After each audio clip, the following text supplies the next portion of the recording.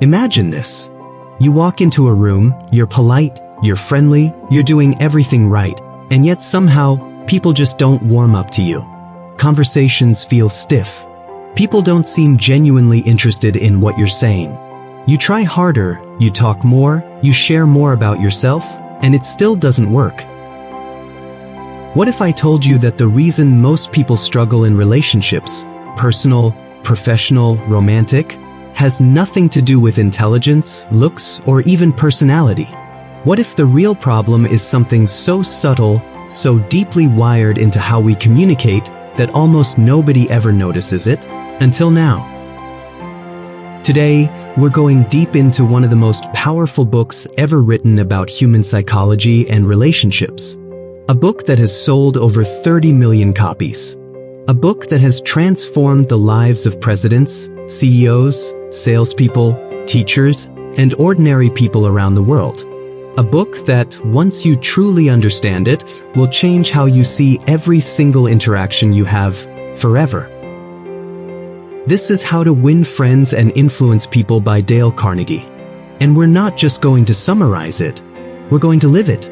Story by story, principle by principle, until you understand not just what Carnegie said, but why it works at the deepest level of human nature. Stay with me till the end, because the final principle might be the one that changes everything for you. Before we dive in, let's talk about the man behind this book. Because Dale Carnegie's story is not the story of a genius or an aristocrat. It's the story of a farm boy from Missouri who was terrified of failure and desperate to figure out how to connect with people. Carnegie grew up poor. He struggled in school. He tried selling bacon and soap off the back of a wagon. He failed at several careers. But somewhere along the way, he became absolutely obsessed with one question. Why do some people naturally draw others to them, while most people struggle just to be heard? He started teaching public speaking classes in New York City in the early 1900s. And as he worked with thousands of students, businessmen, salespeople, lawyers, doctors, he began collecting something priceless: real stories, real failures, real breakthroughs. He watched what worked and what didn't. He studied Lincoln, Roosevelt, Rockefeller. He interviewed some of the most successful people of his era. In 1936, he published everything he had learned in a single book. It was supposed to be a pamphlet. His publisher thought it might sell 5,000 copies. Instead, it became one of the best-selling books in human history. But because Dale Carnegie wasn't writing theory, he was writing truth.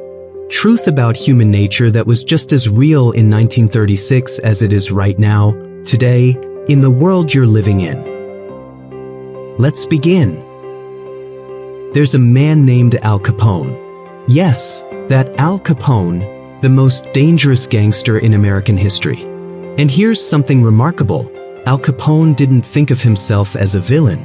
He genuinely believed he was a public benefactor.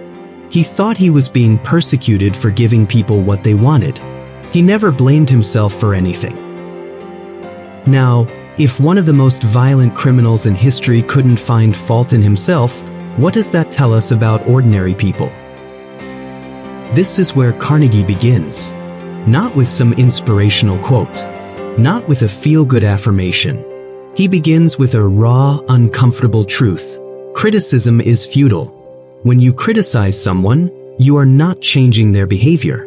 You are wounding their pride. You are making them defensive. You are making them resent you. And in that moment of resentment, they will spend their mental energy justifying themselves, not improving themselves.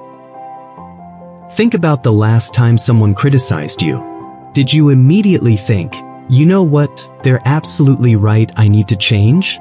Or did you think, well, they don't understand. They've done the same thing. Who are they to judge me? Carnegie isn't saying that people are right when they do wrong things. He's saying that criticizing them will not fix the problem. It will make it worse. Because human beings are not creatures of logic. We are creatures of emotion. And when we feel attacked, every logical faculty we have goes offline. Instead of pointing out what someone did wrong, Carnegie asks, what led them to do it? What were they feeling? What did they want? This isn't weakness. This is wisdom. Because the person who understands why people behave the way they do has infinitely more influence than the person who just tells people they're wrong. Now here's something that trips people up. They hear, "Don't criticize," and they think it means you have to be a pushover. You have to let people walk all over you. You have to smile when someone does something awful. That's not what Carnegie means. What he means is this. There is a difference between correcting behavior and attacking a person. One works, the other doesn't. And this brings us to one of the most powerful words in all of human psychology, appreciation. Carnegie tells the story of Charles Schwab, one of the first people in America to earn over $1 million a year. Andrew Carnegie, no relation to Dale, paid him that extraordinary salary. And when asked why, Andrew Carnegie said something fascinating. Schwab's ability to deal with people was worth more than any technical skill he had. Charles Schwab himself revealed his secret in a single sentence. He said, "I consider my ability to arouse enthusiasm among my people the greatest asset I possess. And the way to develop the best that is in a person is by appreciation and encouragement." Not criticism, appreciation. But here is the distinction Carnegie makes, and this is critical. He's not talking about flattery. Flattery is telling someone they're great when you don't mean it. Flattery is hollow. Most intelligent people can sense flattery from a mile away, and it actually makes them trust you less. Carnegie is talking about sincere, honest appreciation. Finding something genuinely good in someone, something you actually believe, and expressing it. Not because you want something from them, simply because you see it and you acknowledge it. There is a hunger in every human being to feel valued, to feel seen, to feel that what they do matters. And in a world where most people are too busy, too distracted, too caught up in their own concerns to notice, the person who stops and says, sincerely, "What you did was remarkable," becomes magnetic. But here's where it gets interesting. Even if you appreciate people, even if you stop criticizing, there's still something missing. Something that separates people who are merely liked from people who are genuinely influential. Carnegie calls it the only way to get anybody to do anything. And it sounds almost too simple when you first hear it. He says, the only way to influence other people is to talk about what they want and show them how to get it. Let me give you an example. Imagine you want your child to stop smoking. You could lecture them about lung cancer. You could show them statistics. You could tell them how disappointed you are. That's what most parents do. And it rarely works. But what does the child want? They want to feel cool. They want to fit in. They want to be admired. So what if, instead of talking about what you want, a healthy child, you talked about what they want? What if you showed them that athletes don't smoke because they want peak performance? What if you connected not smoking to the identity they actually want to have? This is not manipulation. This is empathy. The manipulator twists what you want to serve themselves. The person Carnegie is describing genuinely tries to understand what you want and helps you see how a certain action gets you there. Now we enter the heart of the book. 6 principles, and every single one of them, when practiced consistently, will change the quality of every relationship in your life. The first one seems obvious, and yet almost nobody actually does it. Carnegie says, become genuinely interested in other people. Notice the word genuinely. Not performatively, not strategically, genuinely. Carnegie makes a stunning observation.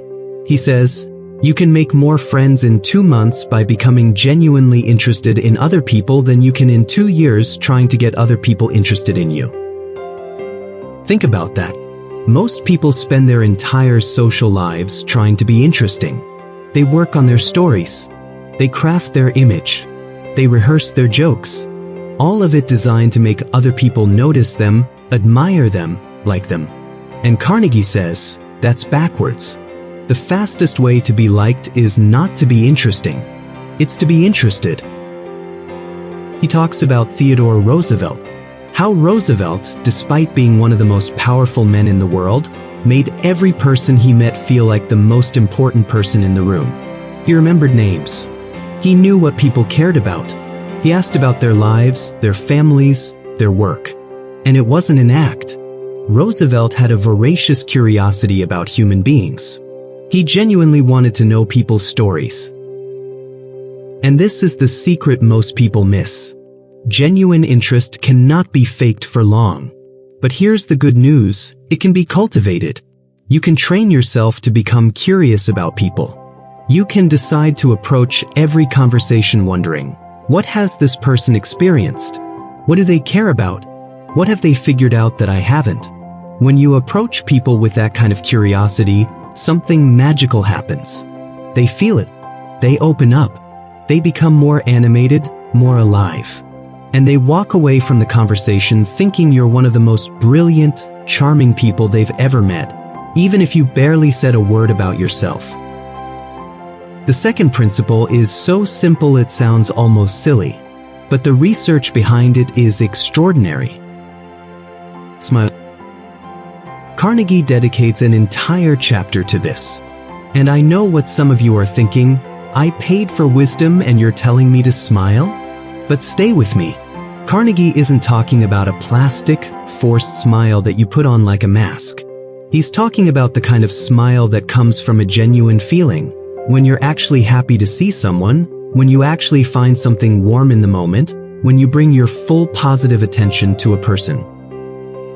He tells the story of a stock exchange operator who took Carnegie's principles and began each morning by standing in front of the mirror and smiling. First at himself, just practicing the feeling of warmth. Then he'd smile at his family at breakfast. Then at his coworkers. And within weeks, his entire office culture had changed. People were warmer to him. Deals were going better. Life felt lighter. Here's the psychology behind it. When you smile at someone, their brain automatically mirrors your expression. It's called the mirroring effect. Neurological studies show that when someone smiles at you, it actually makes you feel better, even if only slightly, because your own smile muscles activate and send signals of positivity back to your brain. A smile says, I am safe. I am warm. I am glad you exist. In a world where most people are rushing, stressed, and barely present, a genuine smile is a gift. And the person who gives it consistently becomes associated in other people's minds with positive feelings. The third principle might be the most immediately practical thing in this entire book. Carnegie calls it, remember that a person's name is to that person the sweetest and most important sound in any language. Jim Farley was one of the most politically powerful men in Franklin Roosevelt's America. He had no college education, no particular intellectual gifts, but he had one ability that was genuinely extraordinary. He could remember the first name of tens of thousands of people, and he made every one of them feel known.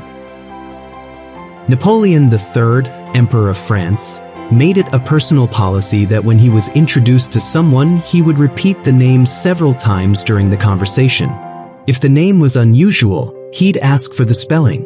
Before the person left, he'd write the name down, concentrate on it, then burn the paper so that the name was firmly locked in his memory. Because he understood that a person's name is their identity. It's the sound that has followed them since birth.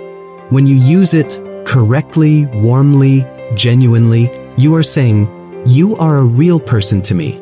You are not a face in the crowd. I see you.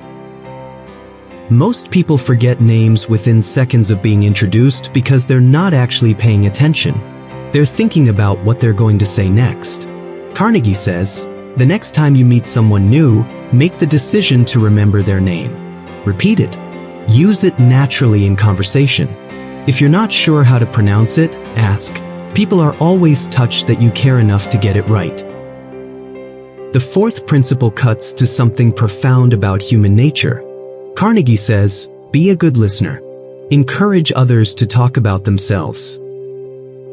There is a study from Harvard that found talking about oneself activates the same reward centers in the brain as food, money, and sex. When people talk about themselves, they get a neurological reward. This means that by giving someone the space to talk about their own life, their thoughts, their experiences, you are literally giving their brain pleasure. Carnegie tells the story of meeting a famous botanist at a dinner party. All evening, Carnegie just listened. He asked questions. He expressed genuine fascination. He barely said a word about himself. At the end of the night, the botanist told their host that Carnegie was one of the most stimulating conversationalists he had ever met. Stimulating. And Carnegie had barely spoken. This is the paradox of great conversation. The person who talks least is often experienced as the best conversationalist, because they make the other person feel heard. And feeling heard is one of the deepest human cravings. There's a man Carnegie writes about, a company executive who was having trouble with a difficult employee. Every conversation turned into an argument. He decided to try something different. In the next meeting, instead of presenting his case, he simply listened. He let the employee talk. For hours. He asked questions. He acknowledged what the employee was saying. By the end of the meeting, without the executive saying almost anything, the employee's attitude had completely shifted. He felt respected. He became cooperative. Most people listen only long enough to prepare their next response. True listening. Listening without judgment, without planning your rebuttal, with genuine curiosity, is so rare that it makes you unforgettable. The fifth principle naturally follows. Talk in terms of the other person's interests. Roosevelt, when he was expecting an important visitor, would stay up the night before reading everything he could find about that person's interests. Because he knew, the royal road to anyone's heart is to talk about the things they treasure most. Carnegie tells about a man named Edward Challiff who needed a favor from a senior scout official, a man known for being difficult to approach. Before the meeting, Challiff found out the man's son had died. He also learned the man was deeply passionate about his business. So when they met, Challiff spent the first part of the meeting asking about the business, not the favor, just genuine interest. The official lit up. He talked for an hour. And before Challiff could even bring up what he needed, the official offered to help him. When you speak to someone in the language of their passions, you stop being another person wanting something from them. You become the person who actually gets them. The sixth principle is perhaps the most powerful of all six. Carnegie says, make the other person feel important, and do it sincerely. Every human being alive, no matter how powerful, no matter how humble, carries this deep need. The need to feel that they matter, that their existence has weight, that they are not invisible. Most people do the opposite without realizing it. They talk over others. They glance at their phone while someone is speaking. They redirect every conversation back to themselves. They dismiss ideas without genuinely considering them. And in doing so, they send a constant message, you don't really matter to me. Carnegie gives an example of a man who was waiting in line at a post office. The clerk looked bored and miserable.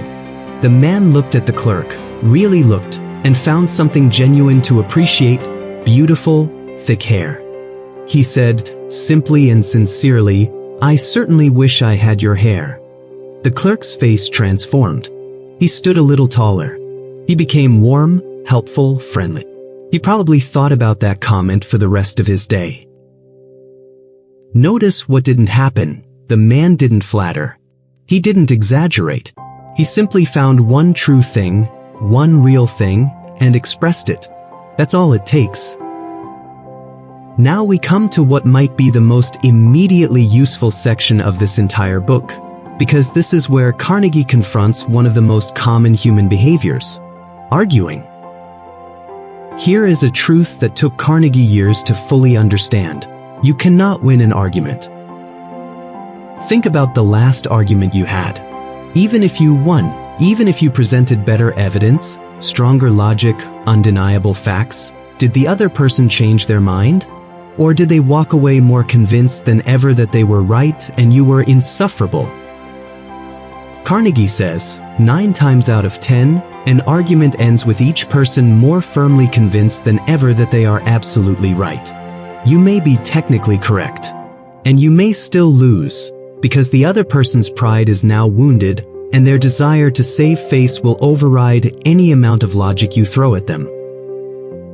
A man Carnegie knew once argued at a dinner party about a Shakespeare quote. He insisted the quote had been misattributed. He was right. He won the argument. And his host, a man he needed to impress, never invited him back. Carnegie asked him afterward, "What did you gain? Being right? Was being right worth more than the relationship?" The alternative isn't to be a doormat. The alternative is to be strategic. When someone says something you disagree with, instead of immediately preparing your counterattack, pause. Ask yourself, is this worth an argument? What do I actually want here, to be right or to achieve my goal? And then there's the question of what to do when someone is genuinely wrong about something that matters. Carnegie says, welcome the disagreement. Thank them for it. Say, you may be right. Let me think about it. This is not weakness. This is intelligence. Because when you say, you may be right, you disarm the other person completely. They were braced for a fight. Now there's nothing to fight against. And in that space, they often become willing to genuinely consider your perspective. Closely related to the argument trap is what Carnegie calls the surest way of making enemies, telling people they are wrong. He asks, if someone has an opinion you know to be incorrect, an opinion they hold with conviction, and you say flatly, you're wrong, what happens? You have not changed their mind. You have launched a challenge to their self-esteem. Now it's not about the facts anymore. Now it's about their dignity. And humans will defend their dignity long after they've forgotten what the original disagreement was about. Carnegie suggests a different approach. When someone says something incorrect, he says, well, now, I thought differently, but I may be wrong. I frequently am. Let's check the facts together. Notice what this does. It opens a door instead of slamming one. It invites collaboration instead of combat. And because you've taken the ego out of the equation, by acknowledging you might be wrong, the other person no longer needs to defend themselves. They can actually think. Carnegie then introduces a principle that requires genuine courage. If you are wrong, admit it quickly and emphatically. There's a story he tells about being stopped by a police officer for walking his dog without a leash in a park where it was prohibited. He had been caught before. He expected the officer to lecture him. Instead, Carnegie said immediately, "Officer, I'm guilty. I have no excuses. You warned me last week. I knew the rule. I deserve to be fined." The officer was completely disarmed. He had prepared to fight or to be argued with or lied to. Carnegie had taken all of that away. The officer ended up letting him off with a warning and was almost apologetic about it. When you beat someone to the criticism, when you say the hard thing about yourself before they can say it, you rob them of the need to say it. The psychologist in the room would say you've made self-disclosure safe. And you've demonstrated something far more powerful than being right. You've demonstrated character. Now Carnegie gets into what he calls the secret of how to deal with people. Always begin in a friendly way. Lincoln once said, "A drop of honey catches more flies than a gallon of gall." And the research on persuasion consistently confirms this. When people feel warm toward you, they are far more likely to hear what you have to say, even when what you're saying is something they'd rather not hear. Carnegie tells of a labor negotiation.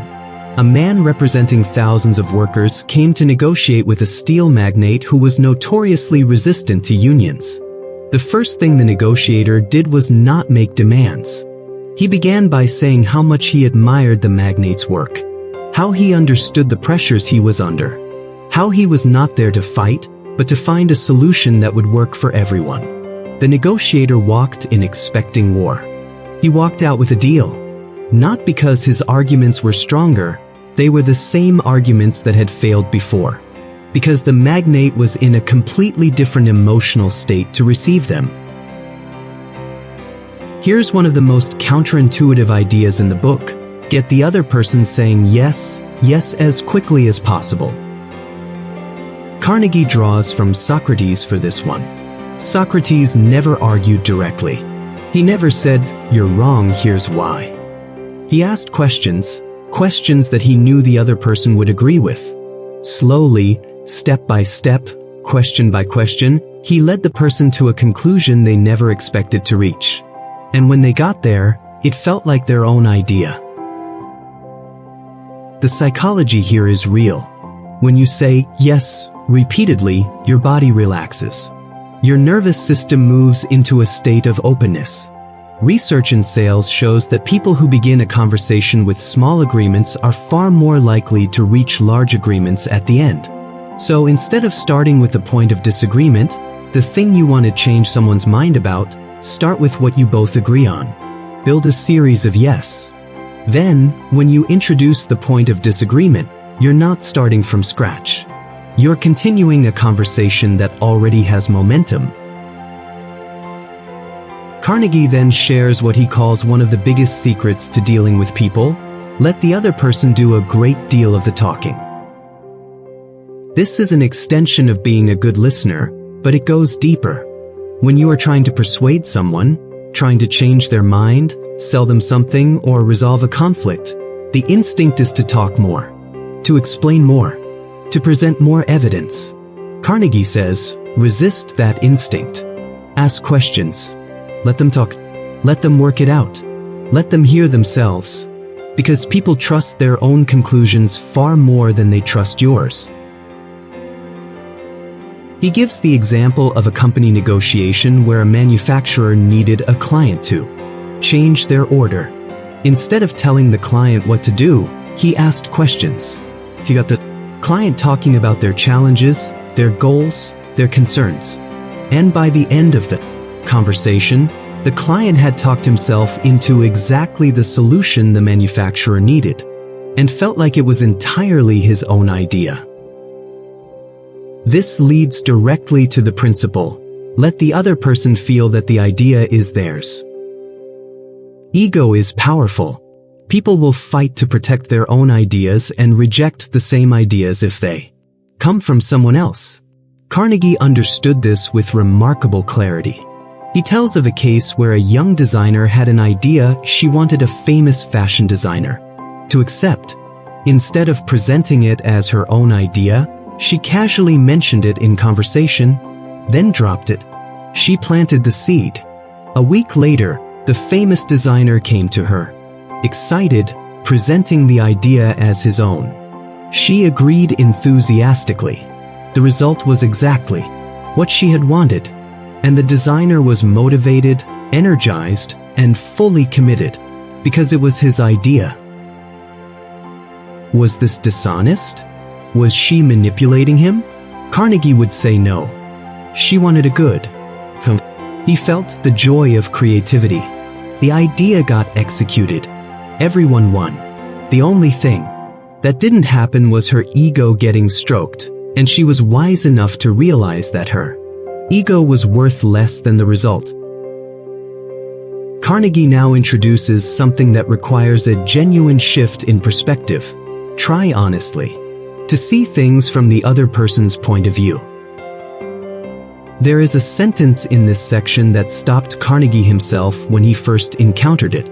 It comes from a judge. I could always tell which lawyer was going to win a case. The one who made the jury feel what the plaintiff felt. Not the one with the better arguments. Not the one with the stronger evidence. The one who made the jury feel. Carnegie says, before you try to persuade anyone of anything, stop and ask yourself, why? Does this person believe what they believe? What experiences led them here? What are they afraid of losing? What do they most want to protect? When you genuinely understand where someone is coming from, not just intellectually but emotionally, your entire approach changes. You stop pressing against their position and start moving with them. And in that movement, change becomes possible. Carnegie then speaks of a magical phrase. A formula so simple it seems almost too easy. It says, when dealing with anyone's displeasure, start with, I don't blame you one iota for feeling as you do. If I were you, I would feel exactly the same way.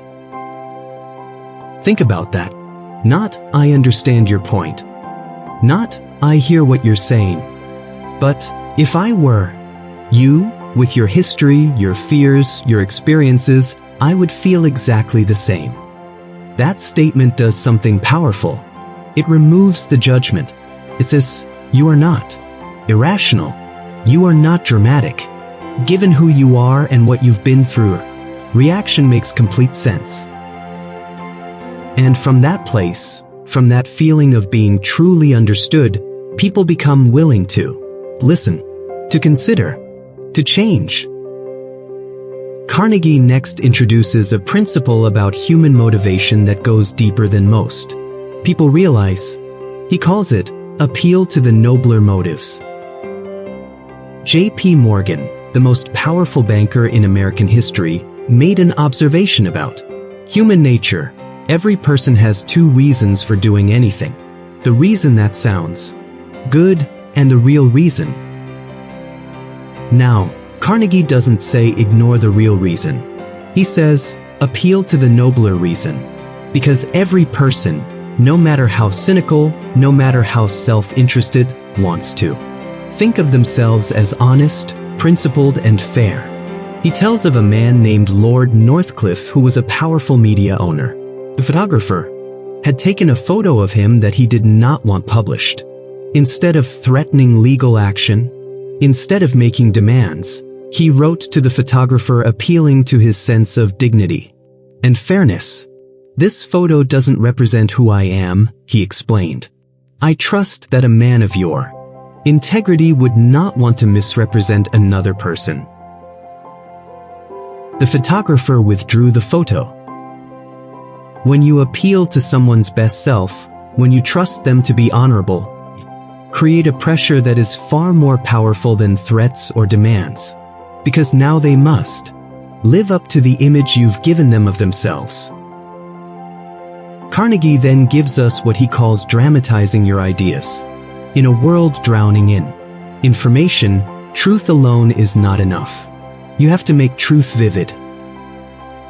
He gives the example of a rat poison salesman who was struggling to get store owners to display his product prominently. He walked in one day with a bag of real rats and poured them onto the counter.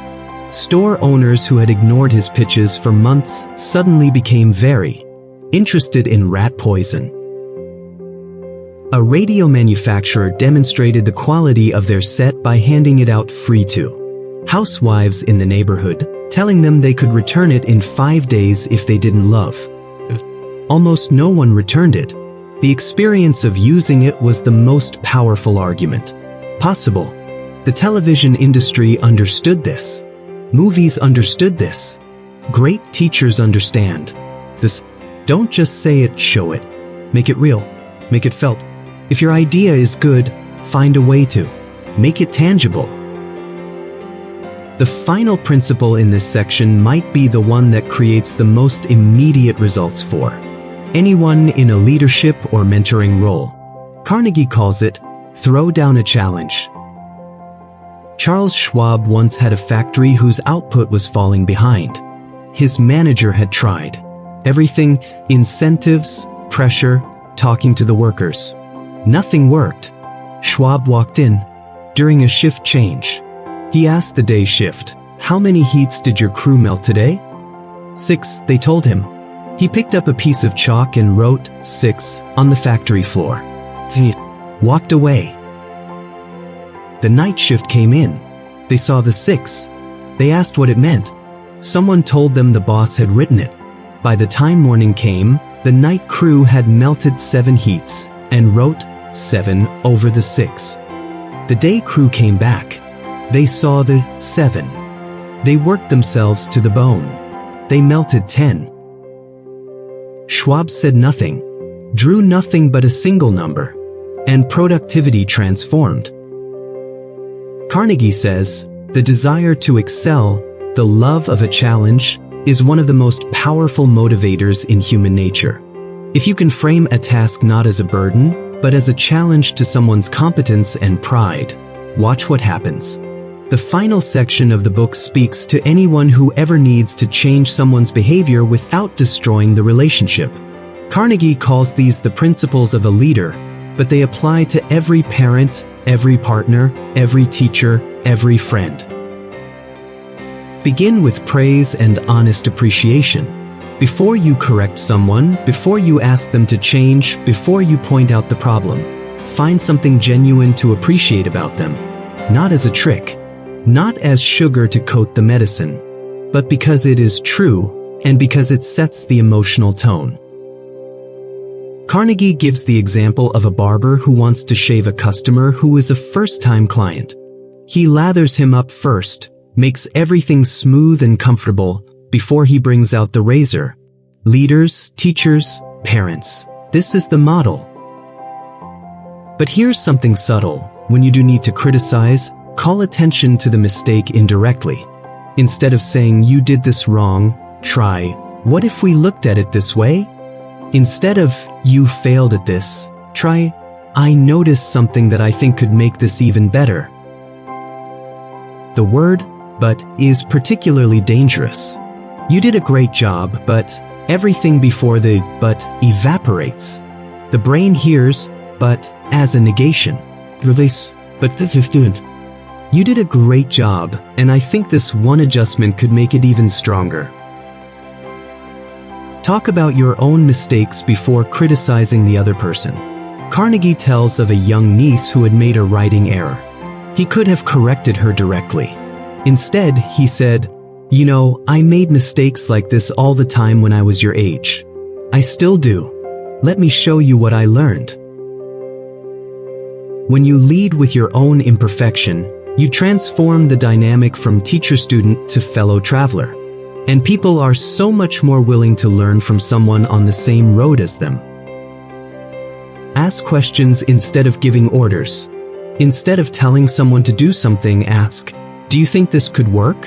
What if we tried this approach? What are your thoughts on this? This does not abdicate your authority. It actually deepens it, because now the person is not just following an order. They are co-creating a solution. Let the other person save face. Carnegie calls this desperately important. When someone makes a mistake, when they must be corrected or even fired, the instinct is to be blunt, to be efficient, to get it over with. But Carnegie says, nothing strips a human being of their dignity faster than being humiliated in front of others. Even in the most difficult situations, even when someone has genuinely failed, find a way to let them leave the room with their head up. You can be honest and still be kind. You can correct and still protect dignity.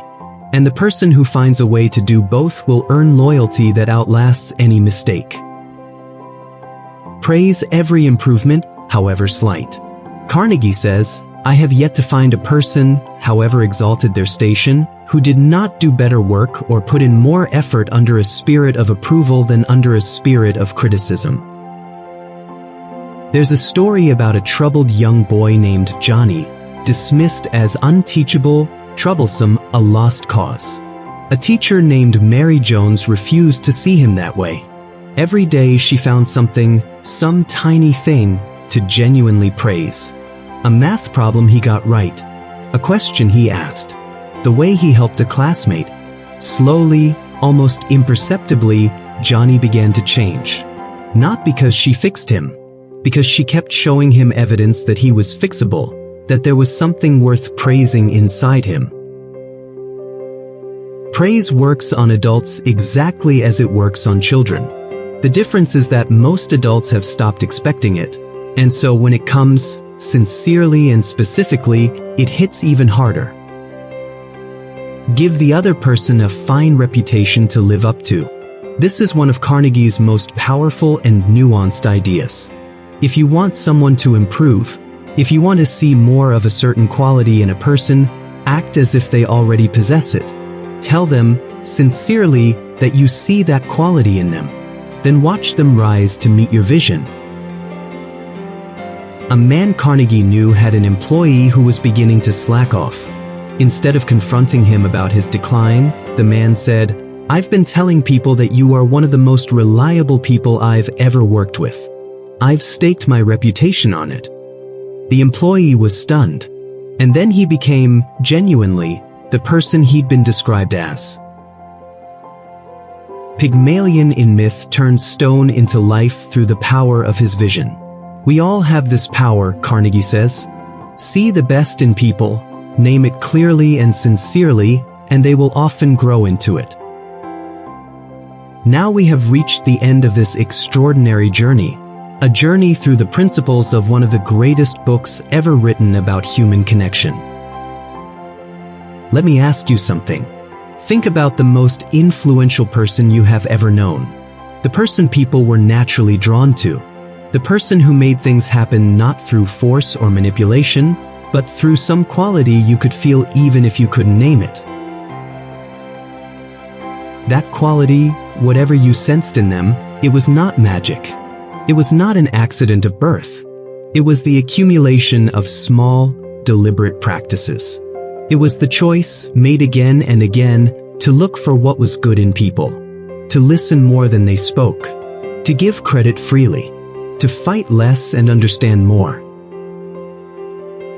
Dale Carnegie spent his whole life studying that quality, and he gave it to us, all of us, in the pages of this book. Here is what I want you to take from this. Stop criticizing, not because people don't deserve it, but because criticism never changes anything for the better. What changes people is feeling understood, valued, and capable of something better. Start appreciating, not hollow flattery, but real, sincere recognition of the good you see in the people around you. It costs you nothing, and it changes everything. Become curious about people. Every person you meet is carrying a world inside them that you have never seen. Approach them with that awareness. Ask the questions that let them show you that world. And watch how your relationships transform. When you disagree, disagree gently. Remember, you can be right and still lose. Choose your outcome over your ego. Speak to people's best selves. Show them who they can be, and give them the space to rise to meet it. Carnegie's book is not a collection of techniques for manipulating people. It is a philosophy of profound respect for human beings, a recognition that every person you meet is a universe of experiences, fears, hopes, and dreams, and that the greatest gift you can offer them is to truly see them. If there is one sentence I want you to carry out of this video, it is this: the deepest principle in human nature is the craving to be appreciated. You now have the knowledge. The question is what you will do with it. Tomorrow morning, when you walk into a room, remember, every person there wants to feel important. Every person there is fighting their own private battle. And you, just you, with nothing but the principles in this book, have the power to make every one of them feel a little more seen, a little more valued, a little more alive. That is not just influence. That is humanity at its finest. Thank you for watching. If this changed the way you see the people in your life, share it with someone who needs to hear it. And if you're ready to go deeper, there's so much more where this came from.